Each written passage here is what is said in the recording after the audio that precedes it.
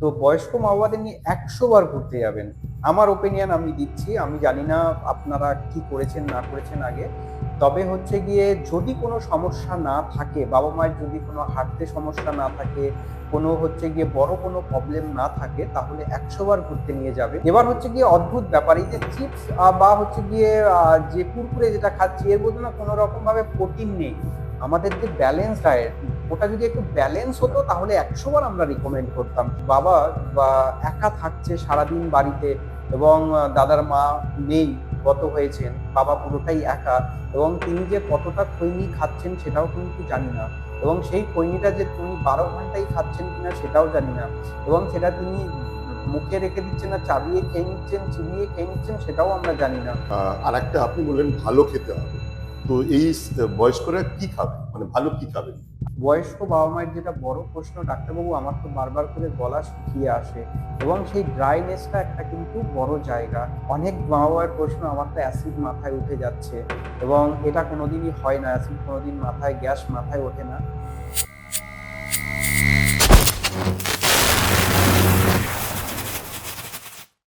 সকালবেলায় ঘুম থেকে উঠে যখন আমি আমার বাড়ি থেকে বেরোচ্ছিলাম অফিসে, তো বাবাকে জিজ্ঞেস করলাম, বাবা চলো আজকে 31st, তো আমার সঙ্গে চলো, আজকে পার্টি আছে। অন্য বছরও গেছিল, গত বছরও বাবা গেছিল। বাবা বলছে, না রে আমার শরীরটা খুব খারাপ। আমি বলি, কি হয়েছে? অনেক কিছু সমস্যা। গত 3 মাস ধরে দেখছি এই শীতকাল হলেই বাবার বিভিন্ন সমস্যা হয়। বাবার 3টে ডাক্তার রয়েছে, হার্ট স্পেশালিস্ট, সুগার স্পেশালিস্ট, তারপরেও বাবার শরীরটা খারাপ হয়, দিনকে দিন শরীরটা খারাপ হতে থাকে। তো আজকে পশ্চিমবঙ্গের প্রথম, আমাদের বাংলা পডকাস্টের প্রথম এমন একজন মানুষ এসছেন, যিনি আমাদের অতিথি হিসাবে, যার কাছ থেকে শুনবো যে মেডিসিন জগতের আরেকটি অধ্যায় রয়েছে, যেটি শুধুমাত্র বয়স্ক মানুষদেরই সুস্থ করে এবং তার সমস্ত অসুস্থতা কাটিয়ে তোলে, তার কনফিডেন্সটা বাড়িয়ে তোলে। সেই মেডিসিনটার নাম এবং ডাক্তারবাবুর তো পরিচয় দিচ্ছি আপনাকে, ডাক্তার পার্থ মণ্ডল, পশ্চিমবঙ্গের প্রথম এমডি, মেডিকেল কলেজে উনি প্র্যাকটিস করেন। নমস্কার ডাক্তারবাবু, আমাদের এই আসার জন্য অসংখ্য ধন্যবাদ। ডাক্তারবাবু, আমার বাড়িতে যেহেতু বাবা থাকেন একা, কাজের লোকেরা থাকে, তো ক্যামেরা লাগিয়েছি, ঘরের মধ্যে ক্যামেরা লাগিয়েছি। তো ক্যামেরাতে মাঝে মাঝে দেখছিলাম যে বাবা জর্দাটা হাতে খৈনির মতো ডলে খাচ্ছে। তো সেটা নিয়ে আমার যে ডাক্তারবাবু দেখেন, তাকে জিজ্ঞেস করলাম যে বাবা এরকম জর্দা খাচ্ছে দলা করে, কিছু হবে না? ডাক্তারবাবু বললো, এই বয়সে কিছু হবে না। আবার ডাক্তারবাবু বললাম, ডাক্তারবাবু আমি একটু বাবাকে নিয়ে ঘুরতে যাবো। ডাক্তারবাবু বলছে, না না, এখন আর নাড়াচাড়া বেশি করবে। তো আমার একটা ভয়, আপনি যখন এসছেন আমাদের স্টুডিওতে, তো এটা ঠিক না ভুল ডাক্তারবাবু? আচ্ছা, শুধু দাদার প্রশ্ন নয়, এই প্রশ্ন অনেকের, সবারই প্রশ্ন থাকে যে শীত পড়ছে এবং সবাই ঘুরতে যাচ্ছে, বয়স্ক মা বাবা কি ঘুরতে যাবে না, এবং বয়স্ক মা বাবার যেটা রয়েছে, আমরা কেন ঘুরতে যাব না। এটা হচ্ছে গিয়ে আমার যেটা ওপিনিয়ন, আমি যেহেতু বয়স্ক মা বাবাদের নিয়ে ডিল করছি এবং দেখছি ওনাদের, আমি এমডিও করলাম, তো বয়স্ক মা বাবাদের নিয়ে ১০০ বার ঘুরতে যাবেন। আমার ওপিনিয়ন আমি দিচ্ছি। আমি জানি না আপনারা কি করেছেন না করেছেন আগে। তবে হচ্ছে গিয়ে যদি কোনো সমস্যা না থাকে, বাবা মায়ের যদি কোনো হাঁটতে সমস্যা না থাকে, কোনো হচ্ছে গিয়ে বড় কোনো প্রবলেম না থাকে, তাহলে ১০০ বার ঘুরতে নিয়ে যাবেন, এবং ঘুরতে যাওয়ার জন্য যা যা প্রিকশন নেওয়ার, যা যা করার, সেটা কিন্তু আপনাদের করতে হবে। বাবা মাকে নিয়ে গেলাম ঠান্ডার জায়গায়, সেখানে নিয়ে ছেড়ে দিলাম, সেখানে বাবা মাকে কভার করার মতো কিছু আমি নিয়ে গেলাম না, সেখানে নিয়ে গিয়ে নিউমোনিয়া হয়ে নিয়ে ফিরে এসে বাবা মাকে আইসিইউতে ভর্তি করলাম, এটা কিন্তু ঠিক নয়। বাবা মাকে ঘুরতে নিয়ে যাবেন, বাবা মা যতটা টলারেট করতে পারছে, যতটা সহ্য করতে পারছে, সেই লেভেল পর্যন্তই যাবেন। বাবা মাকে নিয়ে বিশাল কিছু এক্সপেরিমেন্ট করতে যাবেন না বা এক্সপ্লোর করতে যাবেন না। যতটা অবধি যাওয়ার কথা ততটাই যাবেন। যখন বাবা মা বলবে না রে এখন ঠিক আছে, তখন কিন্তু আপনাকে আবার ব্যাক করতে হবে। তা আমার উপদেশ, বাবা মা, বয়স্ক বাবা মা ঘুরতে যাবে, ১০০ বার ঘুরতে যাবে, তার সাথে পর্যাপ্ত পরিমাণে জল, সেখানে গিয়ে যদি ফুড হ্যাবিট, খাবার দাবারটা ঠিকঠাক মেনটেন করতে পারেন, তার সাথে যদি এই ঠান্ডা না লাগে, এই ৩টে জিনিস যদি করতে পারেন, তাহলে কিন্তু বাবা মাকে ঘুরতে নিয়ে যাওয়ার জন্য কোনোই সমস্যা নেই। আর ডাক্তারবাবু, ওই খাওয়ার কথাটা, বাবা যেমন চানাচুর খাচ্ছে, চা খাচ্ছে দিনে 3-4 বার, আচ্ছা, জর্দা হ্যাঁ, খাচ্ছে। আমার হয়তো প্রীতমদা এই ভিডিওটা দেখলে খুব উপকার হবে। প্রীতমদার বাবাকে দেখতে গেছিলাম। সেখানে হচ্ছে গিয়ে তার বাবার একটাই সমস্যা, বাবা খুব ভালো। তিনি হচ্ছে জুট মিলের ইঞ্জিনিয়ার ছিলেন এবং সেন্ট জেভিয়ার্স থেকে পড়াশোনা করেছেন। বাবার 87 ইয়ার্স ওল্ড এজ। বাবার হচ্ছে গিয়ে বাড়িতে হাতিবাগানে থাকেন, খুব ভালো জায়গায় একেবারে, মানে অনেকগুলো স্কুল আছে তার পাশেই থাকেন। কিন্তু বাবার একটাই বদঅভ্যাস এখন যেটা দাঁড়িয়েছে, সে হচ্ছে গিয়ে নিচে নেমে গিয়ে চিপস, কুরকুরে এগুলো কিনে নিয়ে আসে একেবারে পাজা করে, হুম। যেটা আমরা ছোটবেলায় খেতাম। এবং সেই সেটা কোনো রকম ভাবেই প্রীতমদা কিন্তু কম করতে পারছে না। এবার হচ্ছে গিয়ে অদ্ভুত ব্যাপার, এই যে চিপস বা হচ্ছে গিয়ে যে কুরকুরে যেটা খাচ্ছি, এর মধ্যে না কোনো রকম ভাবে প্রোটিন নেই। আমাদের যে ব্যালেন্স ডায়েট, ওটা যদি একটু ব্যালেন্স হতো তাহলে 100 বার আমরা রিকমেন্ড করতাম। কিন্তু ওর ভিতরে শুধু ক্যালোরি ছাড়া আর কিচ্ছু নেই, না কোনো প্রোটিন গুণগুণ আছে, না কোনো ভালো কিছু মিনারেলস আছে, না কোনো ভিটামিনস আছে, কিচ্ছু নেই। তাই এই বয়স্ক মা বাবা শুধু আমরা আমাদের দোষ দিই যে আমরা হয়তো বাবা মায়ের সেবা করতে পারছি না, এটা কিন্তু নয়। বয়স বাড়ার সাথে সাথে আপনাদেরও কিছু জায়গায় কিন্তু আপনাদের সংশোধন করতে হবে। নিজেদের একটু অ্যাক্টিভিটি যেগুলো আপনাদের ক্ষতি করবে সেগুলো করা যাবে না। এবং এই চিপস, কুরকুরে বা অন্য কিছু, অনেকের অনেক রকম, দাদার বাবা যেটা খৈনি ডোলে সেটা গুটকার মতো করে খাচ্ছেন, সেটা কিন্তু একদমই ঠিক নয়। কারণ হচ্ছে গিয়ে আমরা যখন একজন বাবা বা একা থাকছে সারাদিন বাড়িতে, এবং দাদার মা নেই, গত হয়েছেন, বাবা পুরোটাই একা, এবং তিনি যে কতটা খৈনি খাচ্ছেন সেটাও কিন্তু জানি না, এবং সেই খৈনিটা যে তিনি 12 ঘন্টাই খাচ্ছেন কিনা সেটাও জানি না, এবং সেটা তিনি মুখে রেখে দিচ্ছেন না চাবিয়ে খেয়ে নিচ্ছেন, চিবিয়ে খেয়ে নিচ্ছেন, সেটাও আমরা জানি না। তো এই অভ্যাসগুলো কিন্তু আপনাদের ত্যাগ করতে হবে। কারণ ভালো থাকতে গেলে ভালো খাবার খেতে হবে, নিজেকে ভালো হতে হবে, এবং তার সাথে সাথে আমার শুধু নিজেকে ভালো থাকা নয়, পরিবারের সবাইকে ভালো রাখতে হবে। এটাই হচ্ছে গিয়ে আমার উপদেশ। আর একটা আপনি বললেন ভালো খেতে হবে, তো এই বয়স্করা কি খাবে, মানে ভালো কি খাবে? আচ্ছা, আমাদের যেটা হয় যে বয়স বাড়ার সাথে সাথে আমাদের একেবারে এই যে মুখে মানে মুখগহ্বর থেকে শুরু করে আমাদের পুরো পায়ু ছিদ্র পর্যন্ত কিন্তু আমাদের চেঞ্জেস আসে। আজকে যেরকম আমার হয়তো নেই, কিন্তু আমার বাবা ঠাকুরদার চেঞ্জ হচ্ছে, আমারও কিন্তু একসময় হবে। যে আমাদের বয়স হওয়ার সাথে সাথে আমরা যখন অ্যাবাভ 60 কাছাকাছি যাই, 50 উপরে ক্রস করে যাই, আমাদের যখন অ্যান্ড্রোপজ শুরু হয়ে যায় বা মায়েদের যখন মেনোপজ শুরু হয়ে যায়, আমাদের বডির কিন্তু নানান রকম পরিবর্তন হতে শুরু করে।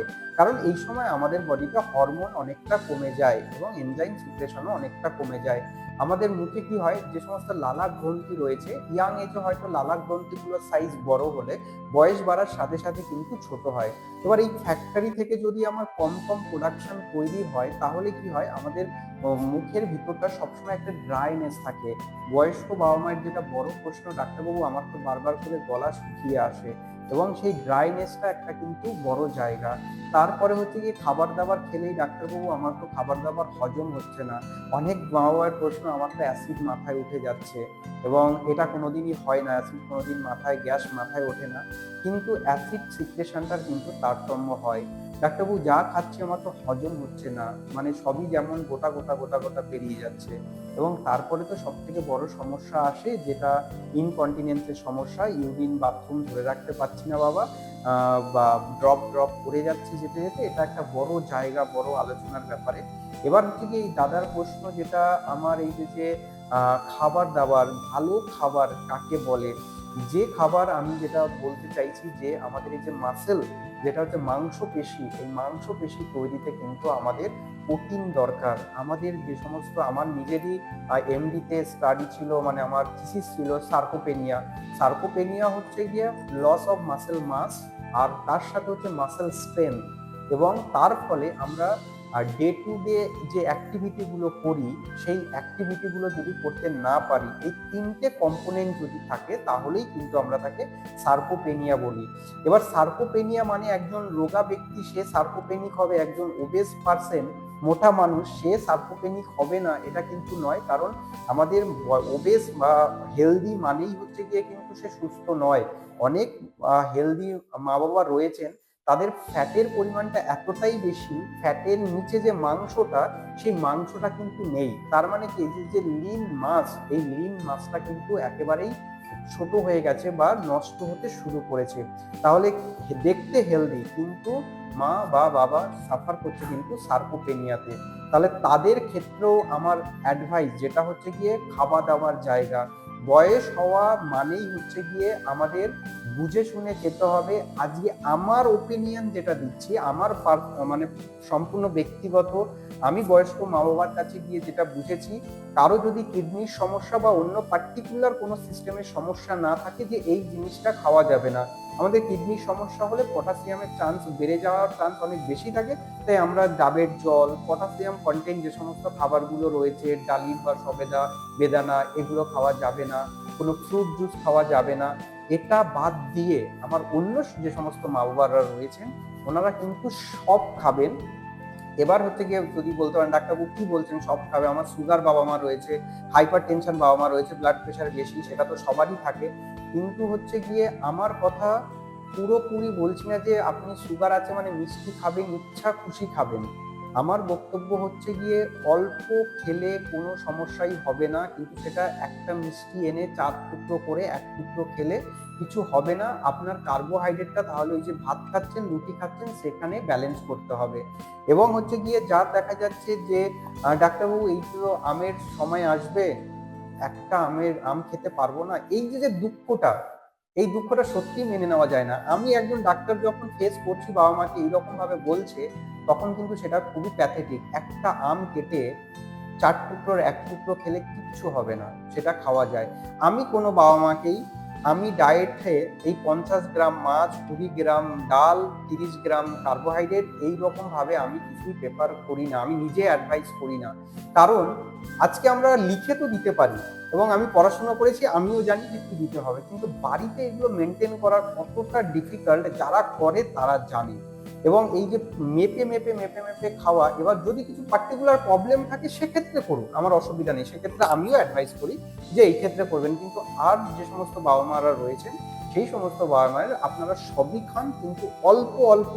এবং মাছ, 1 পিস মাছ খাবেন, 1 পিস মাংস খাবেন যারা মাংস খান, এবং হচ্ছে গিয়ে সব জিনিস খেতে হবে কিন্তু অল্প অল্প খেতে হবে, টিয়ে পাখির মতো টুকরে টুকরে সারাদিন ধরে, এবং মানে ছোট ছোট মিল বারবার করে খেতে হবে, এবং কোনো জিনিসই বেশি খাওয়া যাবে না। অনেক বাবা মায়ের প্রশ্ন, ডাক্তারবাবু অনেকদিন ধরে বিরিয়ানি খাচ্ছি না, মাটন বিরিয়ানি, আমি কি খাবো না? যদি আমার ব্যক্তিগত মনে হয়, আমি যদি সবই মানে বন্ধ করে দিই, তাহলে আমার বেঁচে থেকেই বা কি লাভ? মাটন বিরিয়ানিও খাবেন, কিন্তু 1 প্লেট বিরিয়ানি এনে বাড়িতে 4 জন মিলে ভাগ করে খাবেন, ওইটুখানি খেলে কিচ্ছু হয় না। আজকে দেখুন না আমাদের যারা রয়েছে ইন্ডাস্ট্রিতে, যারা রয়েছে, আজকে শিল্পা শেট্টি আমার মায়ের এজ পুরো, আজকে ম্যাডাম কিভাবে নিজেকে ধরে রেখেছে, ম্যাডাম কি কিছু খায় না? এত কিছু তো দেখি, অবভিয়াসলি খায়, উনিও খান, কিন্তু সেটা অল্প, লিমিট রেখে খাও। আমরা সবাই খেয়ে মরি, না খেয়ে কিন্তু কেউ মরি না। আর সব থেকে বড় যেটা এক্সাম্পল দেখবেন, আগের মনি ঋষিরা প্রায় 100-110 বছর বাঁচত, এবং এই যে এত যে গল্প শুনি বা দেখি, তারা একটাই জিনিস করতো, তারা পাহাড়ে গিয়ে খেয়ে না খেয়ে পুরো ধ্যান করতো, এবং হচ্ছে গিয়ে তারা প্রপার ডায়েট মেনটেন করতো। এবং এই যে আমি যখন জেডিয়াট্রিক্স মেডিসিন নিয়ে পড়তে আসলাম, আমাদের যেটা হেলদি এজিং বা হচ্ছে গিয়ে এজটাকে কিভাবে কন্ট্রোল করব, এর ফার্স্ট যেটা আমাদের শিখতে হয় calorie restriction, calorie restriction, calorie restriction. আজ তাদার জন্যও অ্যাডভাইস, যে খাবার খাচ্ছেন আপনার বডি ওয়েট দেখে বা দেখে আমার কিন্তু খুব হেলদি মনে হচ্ছে না, এটাও যেটা খাচ্ছেন আজ থেকে 60% কমিয়ে দিতে হবে। প্রথমে 40%, তারপরে একটু একটু করে 60% পর্যন্ত যেতে পারবেন, যদি আপনি ভালো থাকতে চান, হেলদি থাকতে চান, হেলদি এজিংটাকে মেনটেন করতে চান। মানে এজ তো হবেই, তাকে কিভাবে আমি হেলদি রাখবো? তাহলে আমাদের ফার্স্ট যেটা আছে calorie restriction, calorie restriction, calorie restriction, পর্যাপ্ত পরিমাণে এক্সারসাইজ, এক্সারসাইজ, এক্সারসাইজ, আর ঠিকঠাক অ্যামাউন্টের ঘুম। এই 3টে যদি আমাদের জীবনে হয়, তাহলে কিন্তু আমরা অনেকটা ভালো থাকবো। এবং কে কি মানছে না মানছে অতটা তো বলা সম্ভব নয়, কিন্তু আমি যদি মানতে পারি আমি ভালো আছি বাবা, এটাই আমার জন্য অনেক। তো এই যে হেলদি খাবার, সুষম খাদ্য খাবার, এবং সবকিছু থাকবে তাতে, তাতে প্রোটিন থাকবে, তাতে কার্বোহাইড্রেট থাকবে, তাতে ফ্যাট থাকবে, তাতে সব রকম মিনারেলস থাকবে, তাতে সব রকম ভিটামিনস থাকবে। এইগুলো যদি আমরা মেনটেন করতে পারি, আজকে শীতের সময় নানান রকম সবজি আছে, গ্রিন ভেজিটেবলস আছে, সব কিছু খাবার চেষ্টা করবেন। শুধু আমরা কিনলাম, মা বাবা দেখি ফল পড়েই থাকে টেবিলে, খাচ্ছে না, শাকসবজি নিয়ে যাচ্ছি, খাচ্ছে না। এখানে কিন্তু মা বাবাকেও এই যে রিজিড যেটা রয়েছেন সেটাকেও নিজেদের কারেক্ট করতে হবে।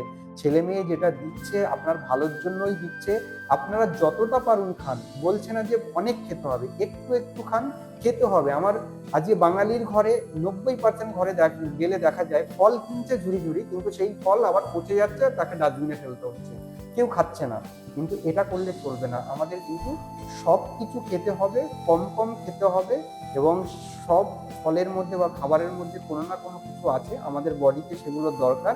এবং বেশি খেয়ে নিজেকে আবার খারাপ করা, বেশি খাবার খেয়ে রাতে ছটফট করা, বেশি খাবার খেয়ে আবার পটি করা, এবং বেশি খাবার খেয়ে রক্ত প্রেশার বাড়ানোর কিন্তু কোনো দরকার নেই। সব খেতে হবে, অল্প অল্প খেতে হবে, টিয়ে পাখির মতো টুকরে টুকরে টুকরে টুকরে সারাদিন ধরে খেতে হবে, এবং সব খাবার খেতে হবে। আমার কাছে কোনো কিছু বারণ নেই। যদি পার্টিকুলার কারো কিডনির সমস্যা বা কোনো হার্টের সমস্যা, কোলেস্টেরলের সমস্যা, ডাক্তারবাবু পার্টিকুলার কোনো খাবার বারণ করেছেন, সেটা বাদ দিয়ে বাদ বাকিগুলো খেতে হবে। আজকে আমাদের বডি, হিউম্যান বডি, কারো রাস্তায় বেরোলেই ডাস্ট অ্যালার্জি হচ্ছে, কারো বেগুন খেলে অ্যালার্জি হচ্ছে, কারো চিংড়ি মাছ খেলে অ্যালার্জি হচ্ছে। এবার যে মায়ের বা বাবার এই সমস্যাটা হচ্ছে, তারা তো আমাকে কোশ্চেন করতেই পারে, ডাক্তারবাবু আমি কি পাপ করলাম যে এগুলো আমি খেতে পারছি না, আমার খাবার খুব শখ। এটা পুরোটাই হচ্ছে গিয়ে বডির উপর ডিপেন্ড করে, আপনার বডিতে যেটা স্যুট করছে না, যেটা আপনার হজম হচ্ছে না, আমার একটাই উপদেশ, সেই জিনিসটা আপনি আর জীবনেও টাচ করবেন না। সেটা বাদ দিয়ে পৃথিবীতে খাবার অনেক রকম জিনিস আছে, সেইগুলো আপনি খান। আর ওটা নিয়ে দুঃখ করাও যাবে না যে আমি কেন চিংড়ি মাছ খেতে পাচ্ছি না, কারণ ওটা আপনার বডি নিতে পারছে না, তাই ওটা খাওয়ার আর দ্বিতীয়বার চেষ্টা করবেন না। ওটা বাদ দিয়ে আপনি যা খুশি খান, কিন্তু অল্প। এটা ডাক্তারবাবু আপনি বললেন যে কি খেতে হবে কি খেতে হবে না, তো বয়স্ক মানুষদের পার্টিকুলার কিছু আছে যেটা খেলে সবচেয়ে বেশি ক্ষতি হবে?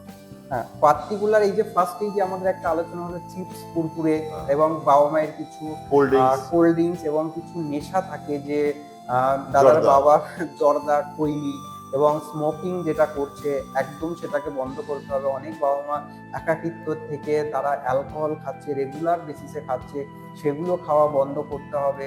এবং যাতে আমাদের এই যে চাইনিজ খাবার আজকে মনে হলো গিয়ে করে মানে অর্ডার করে খেয়ে নিলাম, কিন্তু আমার বক্তব্য, যদি এগুলো খেতে ইচ্ছা করে অবশ্যই খাবেন, কিন্তু সেটা একেবারে অল্প, মানে এনে বাড়িতে ভাগ করে খাবেন। আর সব থেকে বড় যেটা, ফ্রিজে খাবার রেখে যে খাওয়া, এটা কিন্তু শুধু বয়স্ক বাবা মায়ের জন্য নয়, সবার জন্যই কিন্তু খুব একটা ভালো জিনিস নয়। আপনারা কিন্তু চেষ্টা করবেন মানে ডে টু ডে যে সমস্ত খাবার রান্না করছেন সেই দিনেই যেন শেষ হয়ে যায়, কারণ সেটাকে ফ্রিজে রেখে আবার খাওয়া মানে কিন্তু খাবারের অনেক পুষ্টিগুণ নষ্ট হয়ে যায়, এবং সেখান থেকেও নানান রকম সমস্যা আসতে পারে। এটা একটা বড় জায়গা, তো আমি অল্প কথায় তো বলতে পারবো না। তো এখন হচ্ছে গিয়ে, তাহলে বললাম ফ্রিজের খাবার খাওয়া যাবে না, এবং ফ্রিজের খাবার যদিও খান, পর্যাপ্ত পরিমাণে গরম করে খেতে হবে, এবং বাইরের যে সমস্ত খাবারগুলো আছে সেগুলোকে অ্যাভয়েড করাই ভালো। এবং বয়স বাড়ার সাথে সাথে, যেহেতু আমি বললাম যে আমাদের শারীরিক অনেকগুলো কিছু চেঞ্জ হয়, সেই জন্য আগে আমি এত খেতে পারতাম, আগে আমার ও 10টা 15টা মিষ্টি খেতে পারতো, সেইগুলো থেকে আপনাদের বাবা ফিরে আসতে হবে। এখন আপনাদের 15টা মিষ্টি খাওয়ার জায়গায় আপনারা নেই, আপনারা একটাই মিষ্টি খেতে পাচ্ছেন না, একটা মিষ্টি ভাগ করে 4 ভাগ করে খেতে হবে, এবং পর্যাপ্ত পরিমাণে জল খেতে হবে, পর্যাপ্ত পরিমাণে ব্যায়াম করতে হবে, এক্সারসাইজ। আজকে ভালো থাকার জন্য মানে এক্সারসাইজ আমাদের জীবনে কিন্তু খুব একটা গুরুত্বপূর্ণ পার্ট। বডির অ্যাক্টিভিটি, যদি আপনি গাড়ি না চালান, গাড়ি কিন্তু ড্যামেজ হয়ে যাবে। আজকে একটা ল্যাপটপ আমি কিনলাম, 6 মাস না চালিয়ে যদি রেখে দিই, সেটা কিন্তু পরবর্তী সময় অনই হবে না, কারণ সেটা যতই নতুন ল্যাপটপ হোক। আমাদের বডিটাও তাই, যদি আপনি সেটাকে না নাড়াচাড়া করেন, তাহলে কিন্তু সবকিছু জং ধরতে শুরু করবে, আর এর থেকে খারাপ জিনিস আর কিছু হবে না।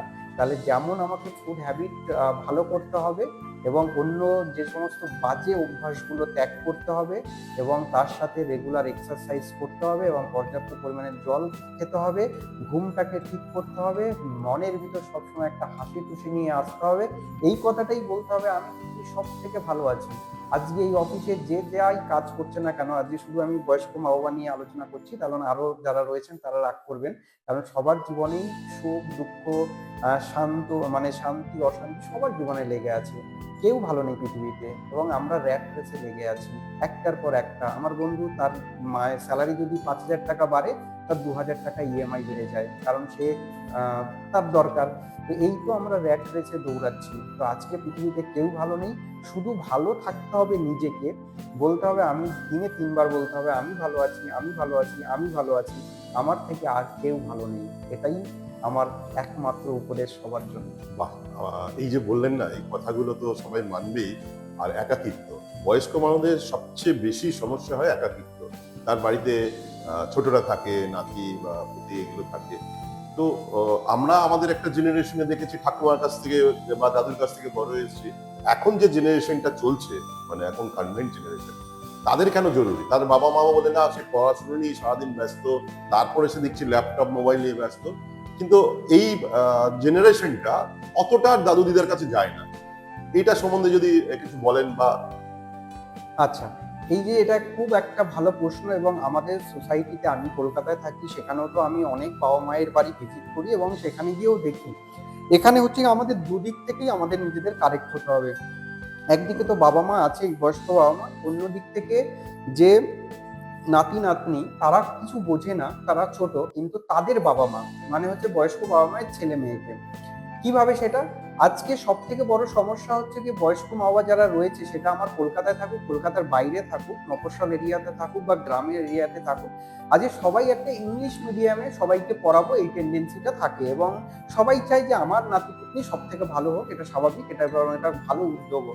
কিন্তু হচ্ছে গিয়ে যখন সেটা পড়াতে যাওয়ার ফলে দেখা যায় যে বয়স্ক যে দাদু দিদা রয়েছে, ঠাকুমা রয়েছেন, তারা কি করছে না, ও তো ইংলিশ মিডিয়ামে পড়ছে, আমি তো এটা বুঝতে পারবো না, আমি কি বলতে কি বলে ফেলবো, তাতে হয়তো উল্টো হয়ে যাবে, এবং বৌমা কি ভাববে, ছেলে কি ভাববে। এই যে যে নিজেকে আপনি মানে এই জিনিসগুলো ভাবছেন, সেগুলো কিন্তু একদমই ঠিক নয়। আপনার কাছে নাতি নাতনি যাচ্ছে তার পুঁথিগত বিদ্যার জন্য নয়, যে আপনি গিয়ে সিলেবাসে কি আছে সেই পড়াটা পড়ান। যদি আপনি সেটা পড়াতে পারেন তাহলে তো খুব ভালো, কিন্তু এই পুঁথিগত বিদ্যার বাইরে যেটা আমাদের রয়েছে, সেই বিদ্যাটা, যেটা আমাদের মানুষ হওয়ার শিক্ষা, এটা কিন্তু আমরা দাদু দিদার কাছ থেকেই শিখেছি, এবং আপনারা সেই নাতিপুতিকে কিন্তু দাদু দিদার কাছে যেতে দেবেন। কারণ মানুষ হওয়ার শিক্ষাটা কিন্তু আর ওই পুঁথিগত বিদ্যায় পাবেন না, স্কুলে কিন্তু সেটা শেখানো হচ্ছে না।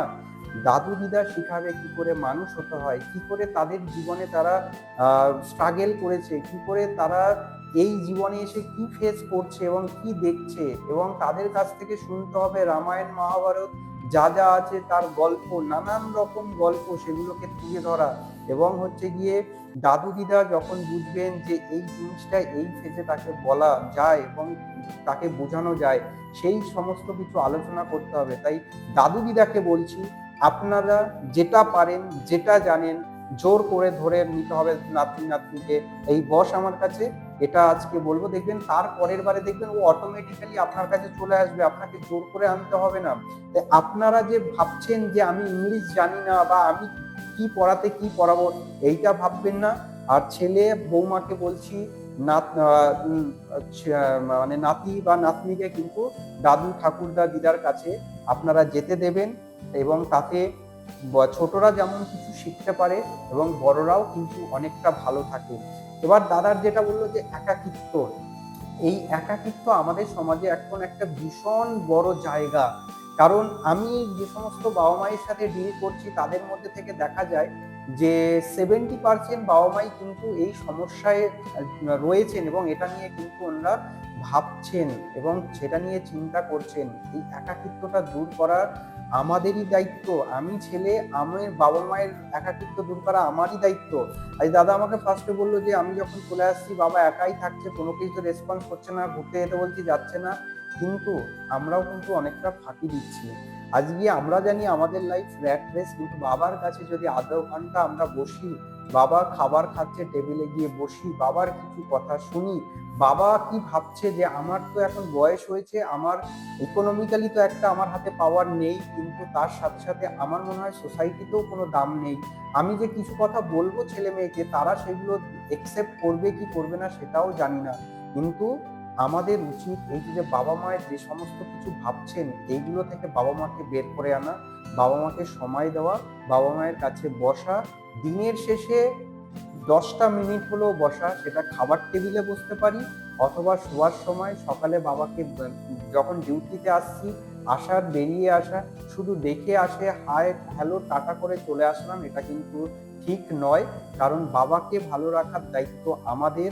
এক সময় কিন্তু বাবাই আমার স্কুল ব্যাগ নিয়ে গেটের বাইরে ঘন্টার পর ঘন্টা বসে থাকতো, আমি কি খাবো, আমি কি করবো, আমি কোন স্কুলে যাব, বাবা কিন্তু সেটা করেছে। আজকে বলুন তো, আমরা ইয়াং জেনারেশন, আজকে আমরা কি এই কাজটা বাবার জন্য করি? কেন করি না? আমাদের এটা দায়িত্ব, এটা আমাদের করতে হবে। শুধু আমরা বয়স্ক বাবা মায়ের দোষ দিয়ে, এই তুমি এটা জানো না, তুমি এটা ভুল বলছো, তুমি এটা করছো। আরে বাবা, তাদের বয়স হচ্ছে, তারা এগুলো বলবে, এবং তারা ভুল বলছে, ভুলটাকেও আমাকে অনেক সময় মেনে নিতে হবে। আমরা ছোটবেলায় কি করেছি, বাবা মায়ের সব কথা শুনলে তাহলে আমি এখানে না, আমি নাসাতে বসে থাকতাম, আমি আরো অনেক বড় সায়েন্টিস্ট হতাম, কিন্তু আমি কি সব